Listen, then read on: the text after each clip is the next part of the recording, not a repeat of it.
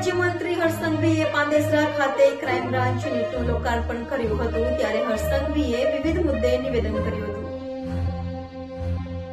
ગૃહ રાજ્યમંત્રી હર્ષ સંઘવીએ સુરતના પાંદેસરા ખાતે ક્રાઇમ બ્રાન્ચ યુનિટનું લોકાર્પણ કર્યું હતું. ક્રાઇમ બ્રાન્ચનું બિલ્ડિંગ સુરતના ચોક બજાર ખાતે હતું, તો હવે પાંદેસરામાં કોઈ ક્રાઇમ બને તો પોલીસની ટીમને પહોંચવામાં 30 મિનિટનો સમય લાગતો હતો. તેથી પાંદેસરામાં ક્રાઇમ બ્રાન્ચનું યુનિટ ઉભું કરવામાં આવ્યું છે. આ ઉદઘાટન સમયે ગૃહ રાજ્યમંત્રી હર્ષ સંઘવીએ કહ્યું હતું કે અસામાજિક તત્વોને લઈ હર્ષ સંઘવીનું મહત્વનું નિવેદન કર્યું હતું.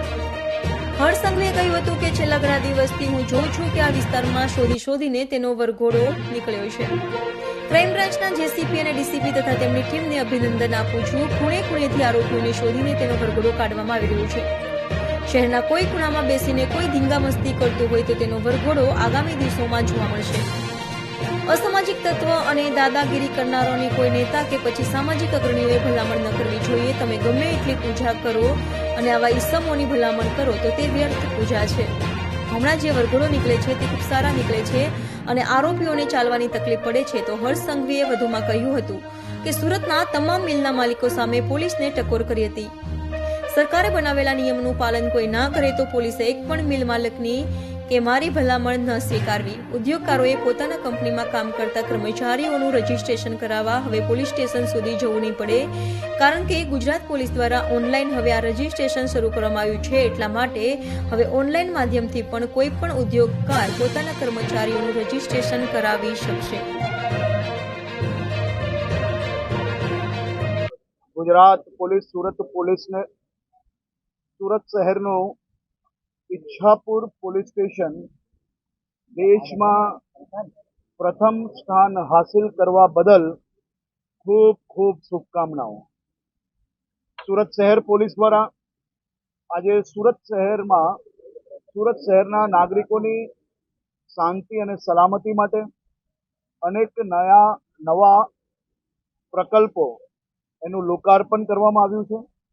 ખાસ કરીને હું સુરત શહેર પોલીસ કમિશનર શ્રી અને એમની આખી ટીમને અભિનંદન આપું કે કોઈ સામાજિક અને રાજકીય ભલામણથી પોલીસ સ્ટેશનો ખોલવા બદલે ક્રાઇમ પેટર્નને અભ્યાસ કરીને વધુમાં વધુ ઝડપથી કોઈ બી બનેલ ક્રાઇમ જગ્યાઓ પર એક્શન લઈ શકાય તે માટે ક્રાઇમ બ્રાન્ચનું એક બીજું યુનિટ આજે પાંડેસરા ખાતે શરૂ કરવામાં આવ્યું છે. સુરત શહેરની ક્રાઇમ પેટર્ન જોઈએ તો ઉધના, પાંડેસરા, લિંબાયત અને સચિન પોલીસ સ્ટેશનમાં સુરત શહેરના 40% વધારે ક્રાઇમો અહીંયા બનતા હોય. આ વિસ્તારમાં ક્રાઇમ બ્રાન્ચનું એક યુનિટ ચાલુ કરવાના કારણે ક્રાઇમ બ્રાન્ચથી અહીં સુધી પહોંચતા જે 30 મિનિટથી વધારે સમય લાગતો હતો એ સમય હવે ઘટીને 5 થી 10 મિનિટમાં બધા જ એરિયાની સુધી ક્રાઇમ બ્રાન્ચની ટીમ સીધી પહોંચી શકશે. આ પ્રયાસ થકી મને વિશ્વાસ છે કે આવનારા દિવસોમાં અહીં બનતા ક્રાઇમો ઉપર કંટ્રોલ કરવામાં સુરત શહેર પોલીસને જરૂરથી સફળતા પ્રાપ્ત થશે.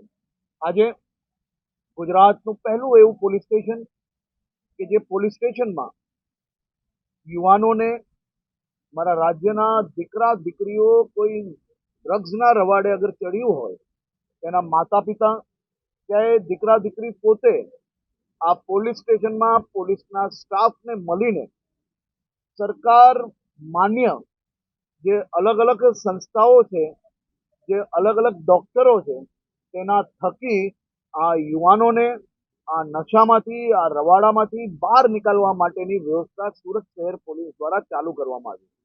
ત્યાં બી અલગ અલગ સ્ટાફોને અપોઇન્ટ કરવામાં આવ્યા છે, જે સ્ટાફ દ્વારા આ યુવાનોને મદદ કરવામાં આવશે અને સાથે સાથે આ પરિવારજનોએ જરા બી ચિંતા કરવાની જરૂર નથી, કારણ કે કોઈ બી પ્રકારના કેસ એમના દીકરા દીકરી ઉપર નહીં કરવામાં આવે અને એમની જે ઓળખ છે એને બી કોઈ બી પ્રકારે જાહેર કરવામાં નહીં આવે. એ પ્રકારની વ્યવસ્થાઓ સુરત શહેર પોલીસ દ્વારા કરવામાં આવી છે. હું ફરી એકવાર શહેરના સૌ નાગરિકો વતી સુરત શહેર પોલીસની આખી ટીમને અભિનંદન આપું છું.